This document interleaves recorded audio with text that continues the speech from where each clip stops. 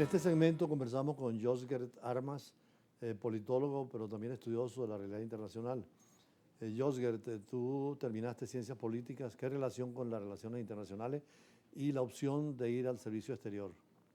Bueno, primeramente, muchísimas gracias por la invitación a toda Globovisión y usted, embajador Julio César. Las ciencias políticas, estudios políticos, también llamado politología, es una de las ciencias sociales la cual se encarga del estudio de los fenómenos políticos. Por ende, tiene una gran relación totalmente directa con lo que es el sistema internacional.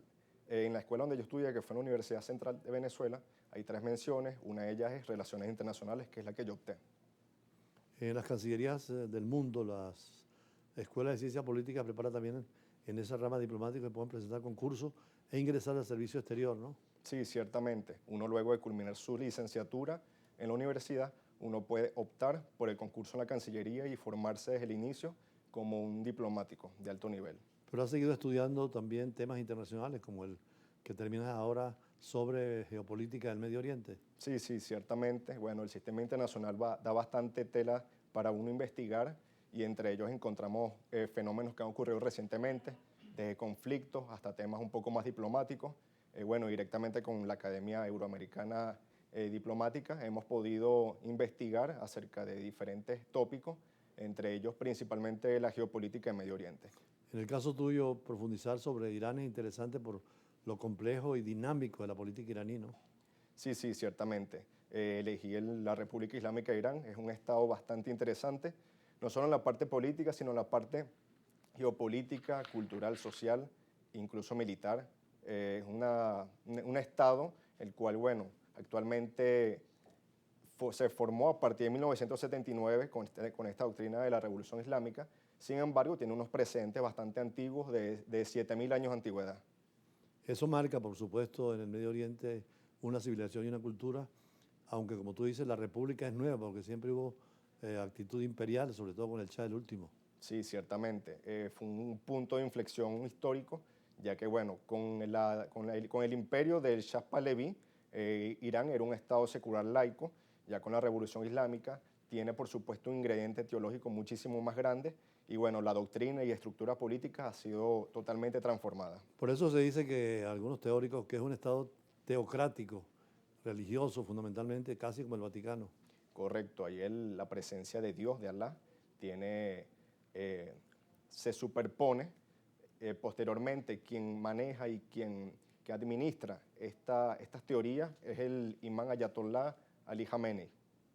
Y a la diferencia con otros estados árabes republicanos frente a las monarquías o teocráticos frente a otras monarquías absolutistas.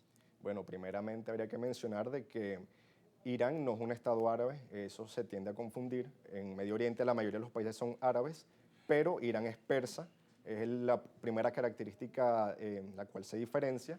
No es una monarquía, sino que es un régimen político teocrático. Republicano. Sí, ciertamente, presidencialista también, a pesar de que está el presidente Masoud Pezeshkian, quien tiene la mayoría de las funciones es el Ayatollah Ali Khamenei. O sea, la inspiración religiosa es fundamental en la pirámide. Sí, Y la totalmente. política está con un Congreso y un Parlamento que lo dirige, pero también un presidente, que lo eligen, por supuesto. A Correcto. diferencia de otras monarquías que son hereditarias en el mundo árabe, y la Persia antigua sigue siendo vigente y presente.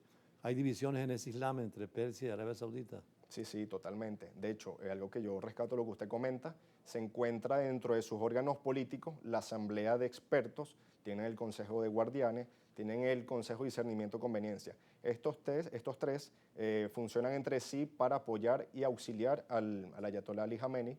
En la asamblea de expertos, los cuales son conformados por 88 profesionales, eruditos de la teología islámica chiita, son los que supervisan y regulan las acciones del ayatolá. Cuando hablas de chiita, quiere decir que en el Islam hay varias ramas y entre ellas Irán está en una dirección frente al mundo árabe que mayoritariamente está en otra. En efecto, dentro del Islam hay 3 vertientes. La principal es la sunita, la cual tiene la mayoría de los fieles en el mundo y básicamente es todo Medio Oriente. Sin embargo, hay un segmento, el secundario, que sería la parte chiita, que mayoritariamente se concentra en Irán, parte de Azerbaiyán, el este de Irak. Y encontramos un tercer segmento con menos población, que son los ibadíes, los cuales habitan principalmente en el sultanato Omán. Esa larga guerra entre Irán e Irak tuvo una base religiosa también. Eran dos expresiones distintas de poder. Sí, pero fundamentalmente en la parte geopolítica, con el ascenso al poder del ayatolá Ruhollah Murtaza Khomeini, Irak tenía otros intereses geopolíticos, aprovechó que Irán se encontraba débil en todos los sentidos y aprovechó para atacar, ya que en la frontera entre Irán e Irak hay bastantes minerales muy preciados. En cuanto a Irán, la parte petrolera y gasífera, Bueno, tiene muchísimo potencial de poder, muchos recursos, no únicamente tienen petróleo o hidrocarburos, sino que ellos también manejan muchísimo la parte gasífera. Cabe destacar que es un elemento el cual se ignora bastante. Del 2005 al 2009, Irán fue el principal productor de pistacho en el mundo, es decir, tiene un sinfín de rubros los cuales puede explotar de manera muy grande. las relaciones de Irán con los grandes ejes de poder en el mundo, Rusia, China, Estados Unidos, Unión Europea.